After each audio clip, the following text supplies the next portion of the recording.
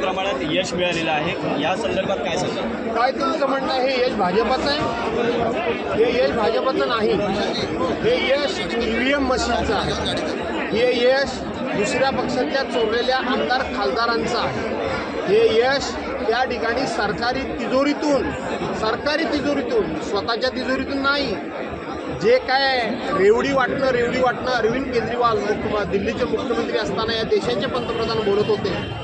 दुसऱ्यावर टीका करताना रेवडी आणि प्रत्येक महिलेच्या खात्यामध्ये 15,000 रुपये बिहारमध्ये न मागता देणं, अशा पद्धतीचं रेवडी वाटपाचा हा विजय आहे.